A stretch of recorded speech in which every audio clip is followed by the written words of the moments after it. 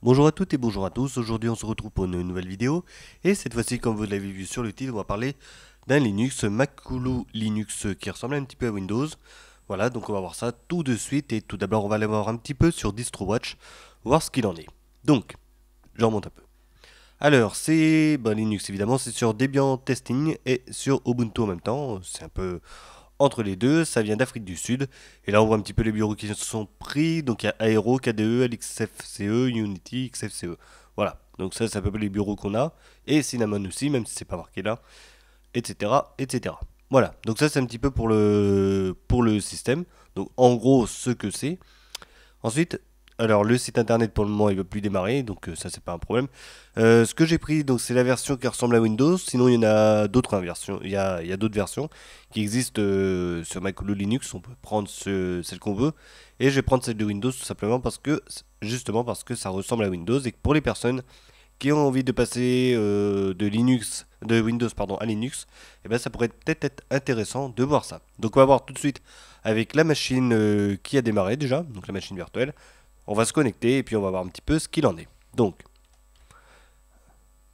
c'est bien ça. L'identifiant, bah, c'est moi, évidemment. Voilà. Donc, voilà à quoi ça ressemble. Donc, rien de Windows pour le moment, hein. C'est vraiment après, une fois qu'on rentre dedans, que ça démarre. Donc là, on va le laisser charger. On va voir un petit peu. Bah, c'est fait. Voilà. Donc là, on voit que c'est du Cinnamon. Pourquoi? Parce que, voilà, Cinnamon, c'est marqué en plus dessus. C'est lui qui se charge, en gros, de prendre le thème un petit peu de Windows. Voilà. Donc là, on voit vraiment que c'est pareil.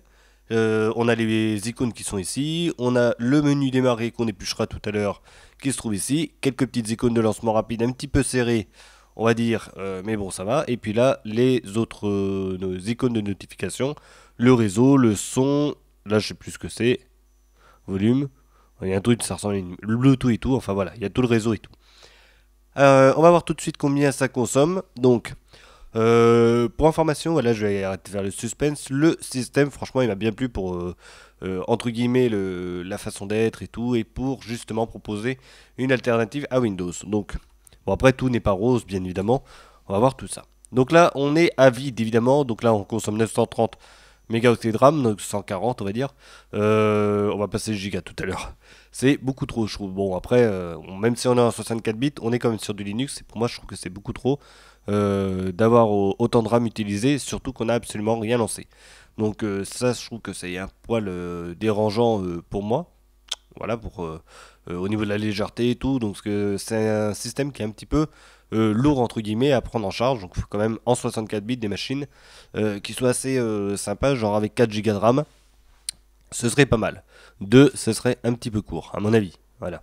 Donc en 32 bits, je crois pas que ça se fasse.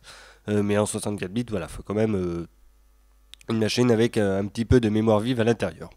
Donc ça, pour cette partie-là, c'est vu. Donc ça, pour moi, c'est un petit peu le point faible, entre guillemets. Maintenant, on va passer aux choses qui sont un peu plus sympathiques. On va dire, on va éplucher le menu, démarrer. Donc, il est ici. Alors, le petit truc, là, comme ça, la petite boule, c'est moi qui l'ai mis, hein. Sinon, il y a un M comme ça, qui est à la place. J'ai voulu voir si ça marchait et tout. Enfin, j'ai fait quelques petites bidouilles, entre guillemets, dessus. Donc, on a le poste de travail qui se trouve là, la corbeille, donc on les a aussi en haut, sur le bureau. Donation, donc on en reparlera. Thème, information système. Voilà, il y a un petit peu de tout ici, donc paramètres. On reconnaît vraiment on va dire le côté Windows de ce côté-là. Voilà, à part le thème qui normalement n'est pas censé y être, mais pour tout le reste, ça y est à peu près. On a même le gestionnaire de mise à jour. Et ici après, on peut avoir bien évidemment toutes nos applications avec accessoires, jeux et tout.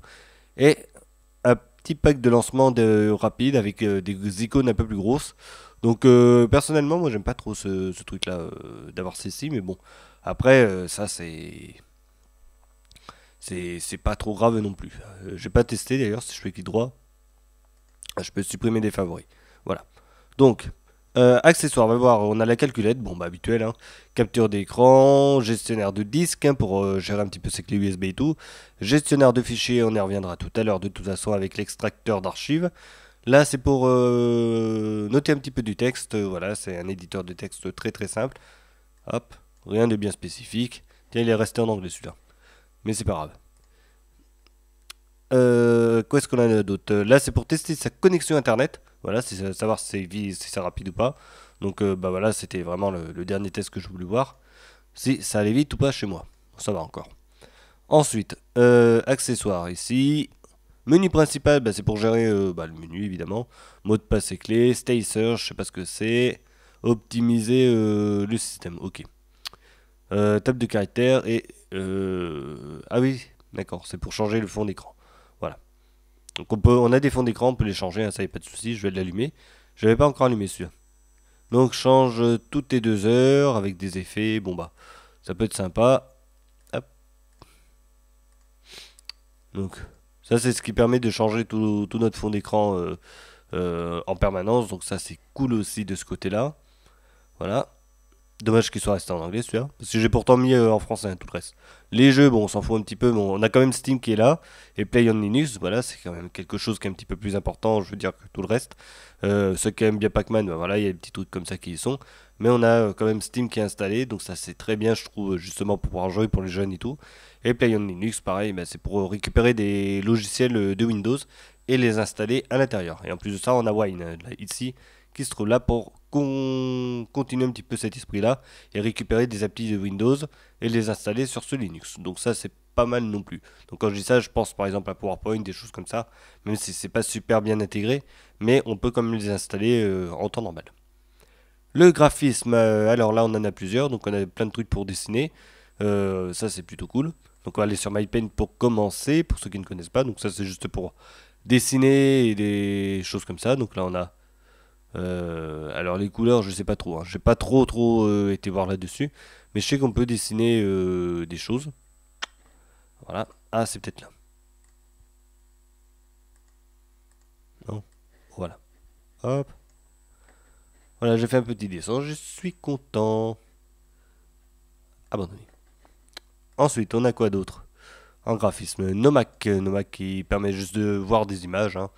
Alors, rien de plus, rien de moins, de toute façon.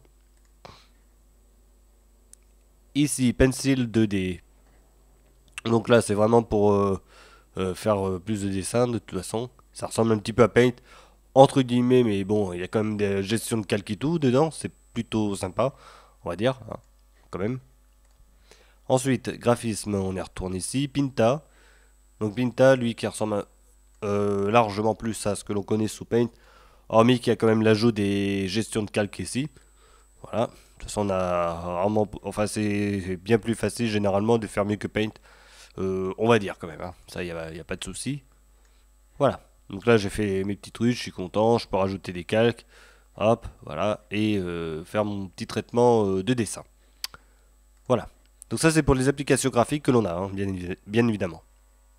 Donc le graphisme c'est fait. Visionner de documents, ça y est toujours, c'est pour les PDF, donc ça c'est plutôt intéressant. Internet, on a Discord qui est là, ça c'est bien, avec empathie. Et puis on a une chatroom qui se trouve ici par rapport à Makulu plutôt, Linux. Voilà, bon ça appartient au système. Dropbox qui est intégré, donc ça c'est très bien. Mega qui est aussi intégré. Donc bon, je sais très bien que ça fait un petit peu débat entre guillemets, le problème de Mega avec téléchargement, enfin tout le bazar. Et là on a le style Google Drive qui est intégré aussi ici. Il y a Skype qui se trouve là, donc ça c'est bien. Et puis après il y a Google Chrome pour aller sur Internet. Donc on a une petite panoplie assez sympathique, on va dire, pour pouvoir gérer nos médias, notre cloud et tout ce qui s'ensuit. Donc ça c'est intéressant pour ce côté-là, d'avoir deux trois petits trucs qui sont déjà intégrés. Moi j'aime bien. Bureautique. Alors, bon, on a le contact, on a les mails, voilà. Donc ça c'est pas mal. Évolution, je sais plus, je crois que c'est un truc qui est assez basique au niveau des emails. Ça reste à peu près pareil que tout le reste. Là, on a WPS qui nous sert de suite bureautique que j'allumais, voilà. Il a fallu que je demande en anglais, hein, en français par contre. Donc c'est ici, je changeais de la langue parce que au départ c'était en anglais. Et il a fallu que je demande le français. Il a téléchargé automatiquement le français. Et j'ai pu avoir par la suite ceci. Donc ça c'est bien, c'est bien. Après ça ressemble à Microsoft Office. C'est ce que j'aime bien de ce côté-là. Avec ce fameux ruban que je peux rétracter de toute façon. Donc ça c'est plutôt cool de ce côté-là. Je peux même changer l'habillage un petit peu. Voilà, je peux faire ça, l'avoir en black. Là on est en blanc normal. Là je peux l'avoir en style Office 2013 entre guillemets, ou 2007 ou tout début. Donc ça c'est intéressant. Ou alors le style classique, mais bon, alors là après, autant rester sur LibreOffice, c'est pour faire ça. Voilà. Donc insertion, mise en page, on a vraiment pas mal de petites choses assez sympathiques. de ce côté-là, ce que j'aime bien. Après, ça reste assez classique au niveau de l'utilisation, des styles et des possibilités que l'on peut avoir. Voilà, je vais faire les deux trois petites choses dessus. Hop, la word art. Vous voyez, il y a deux trois petites choses qui sont assez sympas. Moi, j'aime bien, en tout cas. Bon, après, il faut l'agrandir un peu. Mais il y a vraiment de quoi faire. Voilà. Donc, ça c'est pour WPS Office. Donc, on a la même chose pour un style de PowerPoint ou des choses comme ça. Donc, ça c'est plutôt intéressant. Alors, je retourne dessus, la bureautique. Voilà. Donc, plutôt cool. Ah, ça c'est resté comme ça, c'est pas grave. C'est plutôt cool d'avoir ça aussi. Donc, pareil, on a vraiment pas mal de possibilités là-dessus pour l'animation, pour tout le reste. Donc, ça c'est vraiment intéressant de travailler avec. Bon, moi personnellement, j'avais utilisé il y a un petit moment. Après, je suis revenu sur LibreOffice parce qu'il y avait des petits trucs par rapport euh, comment dire, au copyright, des choses comme ça, parce que malgré tout, il n'est pas libre. Il est gratuit peut-être, mais il n'est pas libre. Et souvent, pour les versions Windows et tout, en plus, on a de la pub. Donc, je trouvais ça un petit peu dommage d'avoir ça pour le pour le pack Office. Voilà, surtout que c'était vraiment intéressant. Il gère, je l'ai pas dit, il gère les formats Office de Microsoft, le DocX, le PPTX, etc. Ou le EXLX, voilà, ou XLX, je sais plus exactement le format d'Excel. C'est le seul que je connais pas très bien d'ailleurs, Excel. Voilà. Donc, pour la bureautique, c'est fait. Son vidéo, on va y aller dessus. Bon, moi, on a VLC. VLC, il est connu, hein, de toute façon. On va pas s'étendre là-dessus. Ça dit surtout des vidéos et la musique. Lollipop pour pouvoir un petit peu voir un petit peu de musique. Donc, intéressant aussi. Donc là, on peut avoir la radio et tout. Il faut juste qu'on accepte d'aller sur le réseau quand même. Ce serait mieux. Voilà. Et après, on n'a plus qu'à aller sur la radio. Et puis, on va chercher une radio qui se trouve sur le web. Après, je sais pas moi. Qu'est-ce qu'on peut mettre? On va voir ce qui va me sortir. Voilà, il me sort quelques petites choses, je peux récupérer.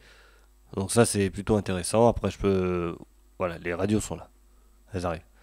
Là, j'avais juste essayé énergie, donc ça a marché. Énergie, j'ai pu l'avoir. Après, j'ai pas... J'ai essayé de mettre justement la radio. Ça cherchait, donc j'ai pas attendu non plus. Mais c'est censé fonctionner. Voilà. Donc après, vu que je le testais surtout, c'est vraiment pour voir ce qu'il y avait à l'intérieur, de toute façon. Euh, Ah, paramètres. Voilà. Préférences. Musique, oui. Ah voilà, ouais, ben, on voit où est-ce que ça va chercher de toute façon. Donc ça on s'en fout du thème, voilà. L'autre côté, ok. Apparemment, je sais pas comment on fait pour avoir l'équaliseur. Bon, je sais pas s'il y en a un d'ailleurs. Mais bon, voilà, ça a l'air d'être assez simpliste comme application pour pouvoir lire la musique. Bon, après, ça fera largement son travail. Puis là, on a fait à peu près le tour. Bah, après, on part sur les préférences, les trucs habituels pour savoir ce que l'on veut gérer ou pas au niveau de la configuration du système. Donc ça, voilà, autant aller ici directement. La configuration système. On peut gérer les effets, les fonds d'écran, le thème.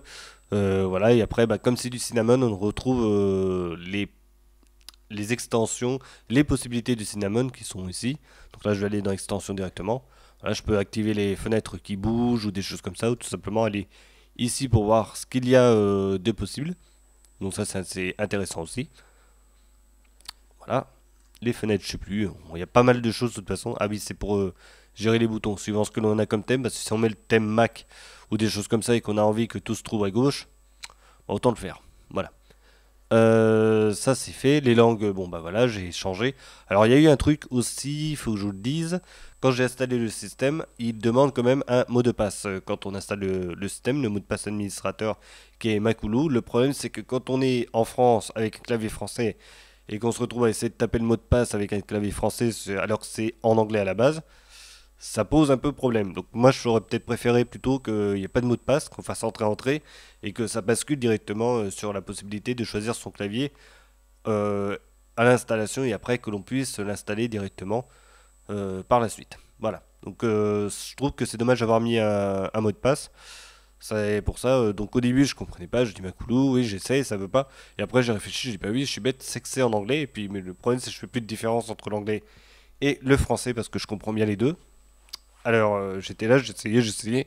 Et à un moment j'ai tilté en me disant mais c'est vrai que le système il est quand même bien en anglais là. Donc pour le coup il a fallu que bah, je m'amuse avec mon clavier pour mettre le mot de passe. Sachant que le M c'est la place du point d'interrogation sur le clavier français et le A à la place du Q. Voilà. Et le Q à la place du A quand c'est un clavier anglais. Donc, bon, une fois qu'on sait ça, ça va, mais pour un débutant, c'est un petit peu dommage, je trouve, que d'avoir laissé ça comme ça. Il va peut-être mieux valer ne pas mettre de mot de passe et mettre la possibilité de faire entrer et mettre ce que l'on veut dessus. Donc le nom, le type de clavier, où est-ce que l'on habite, enfin la zone géographique plutôt pour gérer un petit peu l'heure, la date et tout. Donc pour moi, je trouve que c'est dommage d'avoir fait ça, surtout que c'est surtout pour les personnes qui sont débutantes. Donc voilà, pour moi c'est vraiment un point négatif là-dessus. Voilà. Notification, j'ai pas été voir là-dessus, donc activer les notifs. Donc oui, il y a des notifications, notamment chaque fois qu'on arrive sur le bureau, dit que les paramètres graphiques sont activés. Bon bah ça, voilà. Qu'est-ce qu'il y a d'autre? Je crois qu'on a fait à peu près le tour. Fenêtre de connexion. Pas grand chose à dire dessus, je pense, à mon avis. Voilà. Oh, je peux changer. Ah oui, si, je peux changer en fait. C'est pas mal. Je peux changer les fenêtres suivant le thème et tout. Donc bon.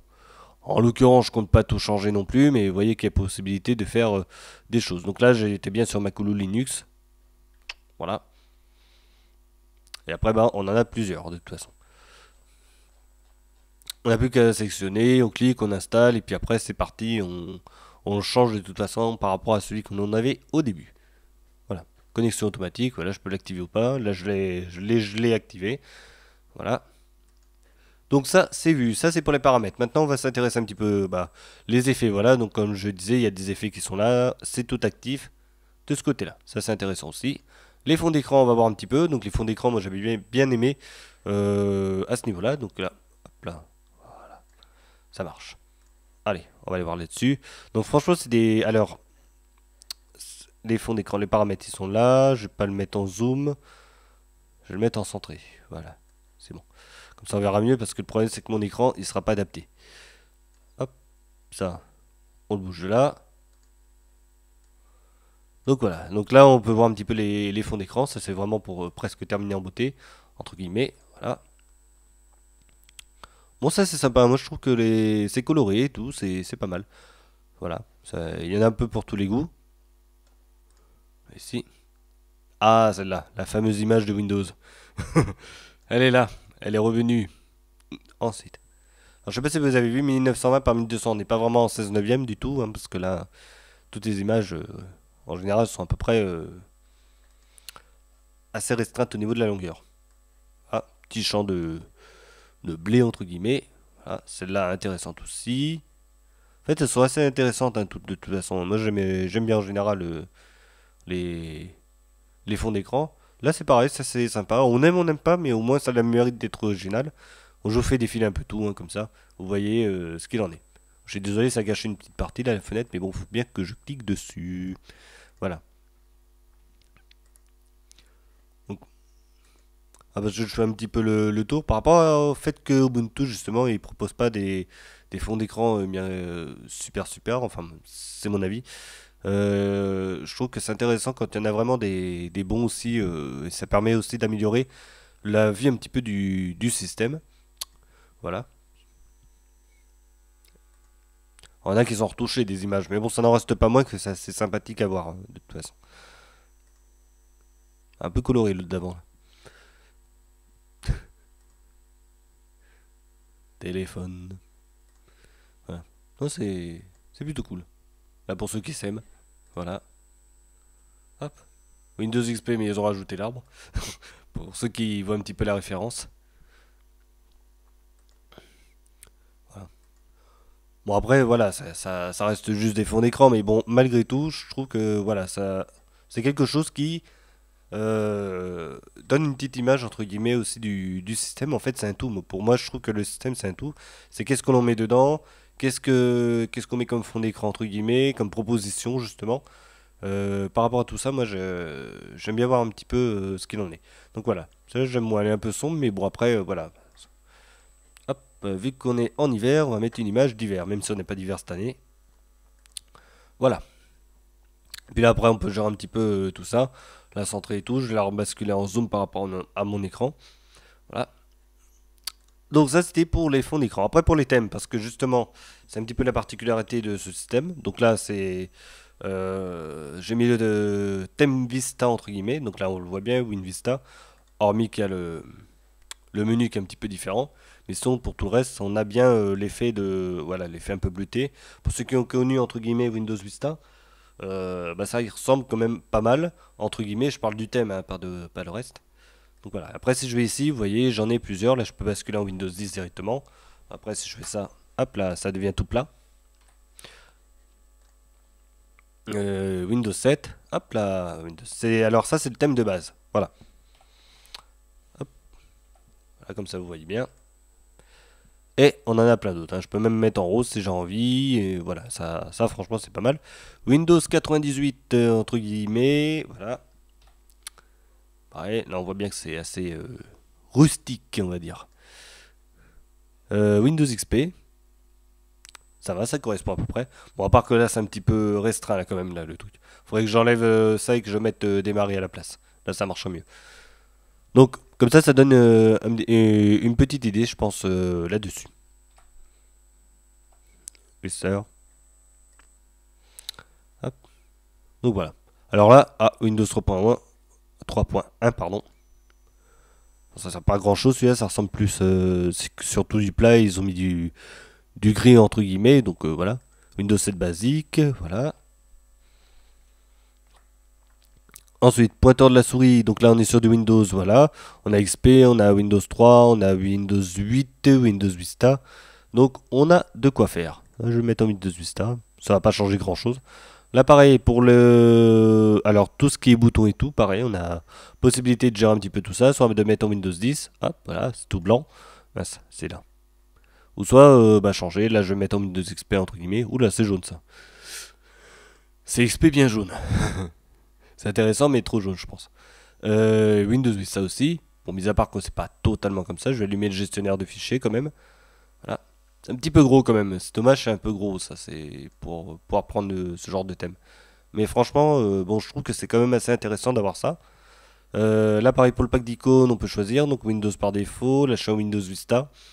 Je peux mettre Windows 8. Alors, est-ce que j'ai Windows 10? Oui, j'ai Windows 10. Voilà. Hop là. Et là, on se retrouve avec un pack d'icônes à la Windows 10 de ce côté-là. Pareil, on voit au poste de travail et tout, vous voyez que ça a bien changé les icônes. Donc ça, c'est assez intéressant aussi. Je peux avoir Windows euh, ancien Windows. Voilà. Donc là, on voit toutes les icônes et tout ont changé. Là, Windows Vista, on a un petit peu de tout aussi. Donc intéressant. Alors après, ce que je trouve, alors je vais vous mettre en Windows 7. Voilà. Les boutons ne sont pas exactement comme Windows 7, ce que l'on connaît, ils sont quand même beaucoup plus larges sur l'original. Bon après c'est pas non plus extrêmement grave, mais si on veut vraiment copier, c'est vrai que c'est un poil dommage. Si on bascule sur Windows 8, et puis là pour le coup, même si les boutons sont encore un peu petits, c'est un peu mieux. Voilà. Je peux faire Windows 10 aussi. Là pour le coup, ça ressemble un petit peu. Windows Vista. Donc ça c'est cool. Windows XP. Bon, Windows XP, de toute façon, c'est un petit truc là sur le côté. On voit que c'est pas totalement terminé. Mais on pourra pas faire vraiment mieux. Windows gris, voilà. Il y a même rose. Il y en a qui se sont amusés à faire rose aussi. Windows classique, voilà, pour ceux qui aiment bien ce thème. Donc franchement, voilà, je trouve que c'est pas mal. Alors là, Windows 8 gris, franchement, voilà. Si ça va encore. Jusque le bouton là au milieu, on le voit pas. C'est bon, on a tout fait. Oui, bah, de toute façon, après, il n'y a pas grand chose Windows Vista. Voilà, Windows Vista, de toute façon, ça change absolument rien par rapport à Windows 7. Windows classique, etc., etc. Donc, voilà pour ce qui est du système, entre guillemets, hein, parce que bah, le système, franchement, il est quand même assez sympa. C'est pour ça que je trouve que pour les personnes qui débutent, entre guillemets, sur Linux et qui veulent pas s'embêter, Ça, c'est vraiment une bonne alternative. Là, j'ai vraiment fait tout, entre guillemets, sur la vidéo pour voir ce qu'il était possible de faire au niveau de tout ça. Franchement, c'est un système, voilà, comme j'ai dit, pour moi, il me convient très très bien si je veux débuter sur Linux. Il n'y a pas grand chose d'autre à dire. Alors, j'oublie un truc. Alors, juste rebasculer quand même en Windows normal, quoi. Voilà, qu'on s'embête pas. Hop, là, on s'en fout. Windows 7. Et lui, pareil. Il est où? Voilà. Donc, je vais retourner ici. Voilà. Alors là, c'est le gestionnaire de logiciels. Donc, ah, normalement, il le prend, non? C'est pas grave. Donc, le gestionnaire de logiciels, pour faire simple, c'est tout simplement là où on peut récupérer pas mal de logiciels sur Internet. Donc, là, par exemple, j'ai vu qu'il n'y avait pas de logiciel pour pouvoir faire du montage vidéo. Donc là, je prends OpenShot, par exemple. Voilà. Alors, on va aller plus loin. Donc on a OpenShot qui est là, je vais ici, puis je peux directement l'installer ou pas de toute façon. Ça c'est plutôt sympa. Donc bah là vous avez même les commentaires, qui sont pas très bons d'ailleurs. Voilà. Ensuite, qu'est-ce qu'on a d'autre? Alors GIMP, on va voir. J'ai vu qu'il n'y avait pas GIMP dans la partie graphique. GIMP, voilà, c'est celui-là. Voilà. Alors après, j'ai pas compris, je vois pas où est-ce qu'on peut installer le système. Enfin, non, pas le système, mais le logiciel. Ah, c'est là-haut, voilà. Installer, ok, c'est bon, j'ai trouvé. Installer. On n'a plus qu'à installer, puis après, c'est fait. Donc ça, c'est intéressant. Donc là, on a toujours les commentaires. Bah là, c'est un peu mieux quand même, les commentaires par rapport à tout à l'heure. Mais voilà, on peut directement aller chercher notre logiciel, celui qu'on veut. Après, la façon dont c'est présenté, ici, je trouve que malgré tout, c'est un petit peu trop... c'est pas assez friendly entre guillemets, c'est dommage. Voilà. Je préfère peut-être par rapport à la présentation pour les personnes qui débutent, la version de Ubuntu avec le fameux Ubuntu Store qui est un petit peu plus sympa au niveau de l'affichage et tout. Bon, après c'est question de voilà, question personnelle, mais là on dirait que c'est plus fait pour les pros entre guillemets qu'autre chose. Donc c'est juste le truc qui me dérange entre guillemets un petit peu. Même si après c'est pas extrêmement grave, après on va, je sais pas, virtual USB, hop, on va dessus, on voit ce qu'il en est sur le logiciel, voir si c'est bien, c'est pas bien. On a les commentaires qui sont là, donc ça c'est cool. Et en plus de ça, on est sur une base Ubuntu, donc obligatoirement on a énormément de choses. Voilà, donc hop, voilà, donc c'est pour celui qui veut mixer un petit peu, ben voilà, c'est pas mal comme logiciel aussi, donc là on peut le retrouver. Après, il y a quoi d'autre que je connais? LMMS, on va voir là. Voilà. Linux Multimedia Studio. Et voilà. Et là, pour le coup, on a un truc qui se trouve là, que l'on peut installer directement. Donc, voilà pour ce qui est de la partie du store d'applications. Donc, que je trouve. Elle est sympa, entre guillemets. On peut l'installer et tout. Mais ça manque un petit peu d'ergonomie, entre guillemets, au niveau du visuel. Voilà. Donc, c'est pas extrêmement grave. Mais je trouve que ça manque un peu d'ergonomie au niveau du visuel pour pouvoir vraiment attirer les personnes qui sont un peu plus enfin pour les personnes qui sont pas très très aguerries entre guillemets sur Linux. Donc je pense que voilà, ce serait peut-être un petit peu plus intéressant de faire quelque chose de plus sympa au niveau du visuel pour pouvoir installer tout ce que l'on veut. Ah, j'avais pas fait le clic droit ici. Vous voyez, on peut faire créer un nouveau dossier, un document, on peut scanner les virus. Voilà, on a un antivirus à l'intérieur, on peut modifier l'arrière-plan. Je vais le modifier parce que franchement, c'est sympa, mais bon, on voit plus trop ce qu'il y a de marqué là. Voilà. Alors, aussi un autre truc que j'ai vu, alors donation. Je sais pas si c'est dans la philosophie de Linux ou pas, mais à chaque fois on voit que sur le système, il propose de pouvoir donner un petit peu d'argent justement pour pouvoir contribuer à, euh, à la mise en place, ou plutôt la mise en œuvre, la programmation du système, pour pouvoir l'améliorer et tout, pour pouvoir continuer à le programmer. Alors, je trouve que c'est un petit peu dommage de l'avoir mis partout. Peut-être il aurait mieux fallu. Zut, c'est ça. Peut-être il aurait mieux valu que ce soit à l'intérieur dans tout ça, voilà, quelque part. Voilà, dans l'administration, donation, hop, c'est là, et pas plus. Parce que là, on le retrouve pour tout. Il était là, il était là, il était sur le bureau. Et en même temps, si on va sur le site internet, on peut le retrouver. Donc je trouve que c'est un petit peu dommage quand même aussi d'avoir ça. Maintenant, on va passer au point positif, au point négatif du système. Alors, pour faire les points positifs, bon bah voilà, les points positifs, c'est déjà le fait que ça ressemble totalement à Windows. Donc franchement, pour moi, ça c'est vraiment quelque chose qui est bien aussi. Il est très très simple d'utilisation.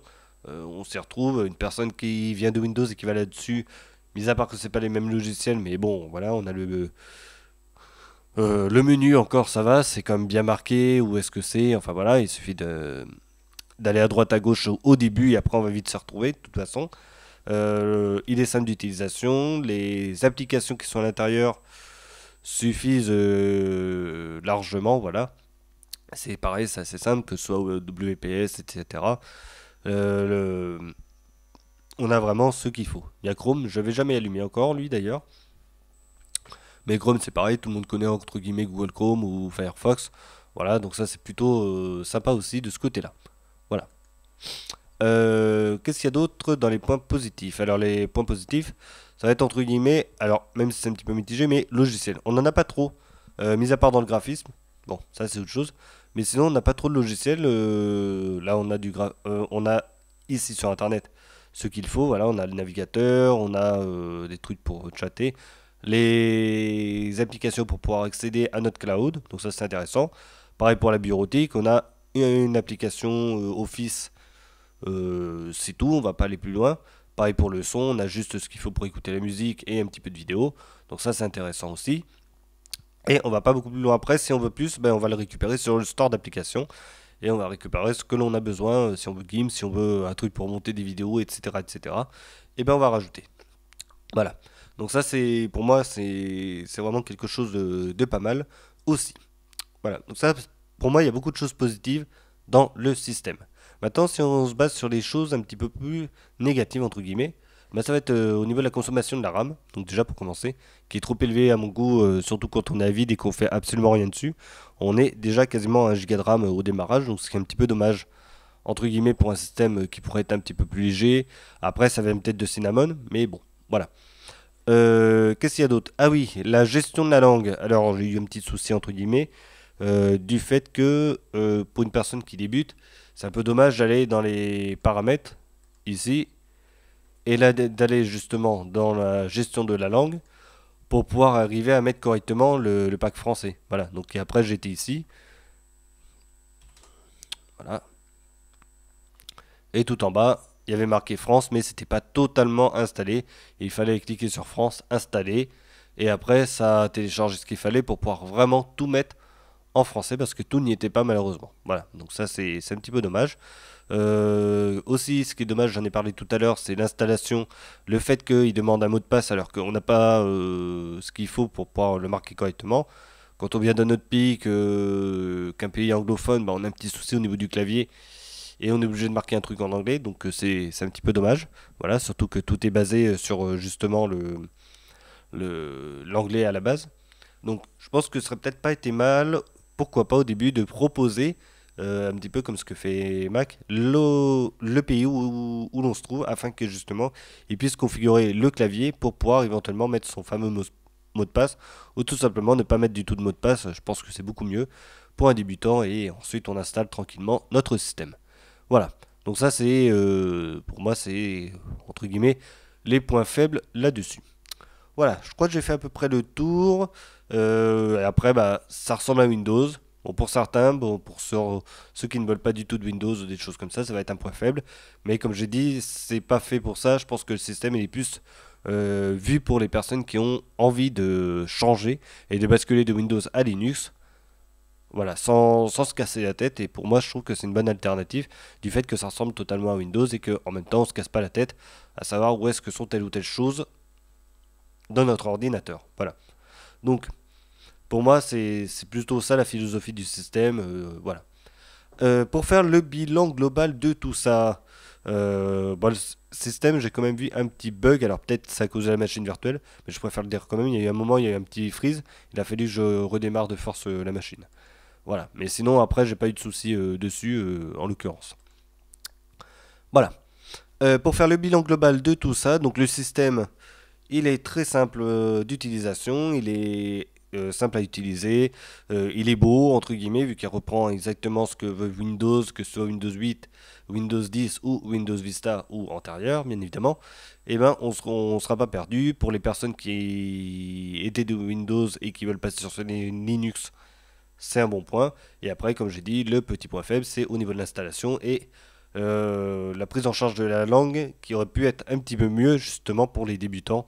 Euh, Parce que justement, je trouve que c'est un petit peu dommage d'avoir un truc un peu plus complexe pour pouvoir gérer tout le pack de langues. Ça aurait peut-être été plus sympa si justement ça allait le faire automatiquement, récupérer la langue française, la mettre, plutôt que d'aller dans les paramètres et d'aller la chercher. Et pour terminer, le gestionnaire de logiciels online, donc lui c'est pareil, je le trouve un poil trop reculé par rapport aux personnes qui veulent vraiment débuter dans le monde de Linux. Ça aurait peut-être été mieux d'avoir un truc un peu plus ergonomique. Voilà, on se retrouvera pour une prochaine vidéo, ça fait un petit moment qu'on est dessus.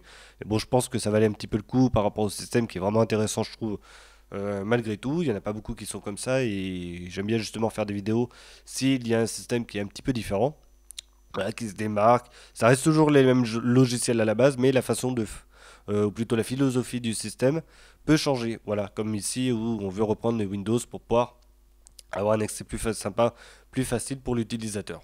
Allez, on se retrouvera pour une prochaine, portez-vous bien et à la prochaine. Salut!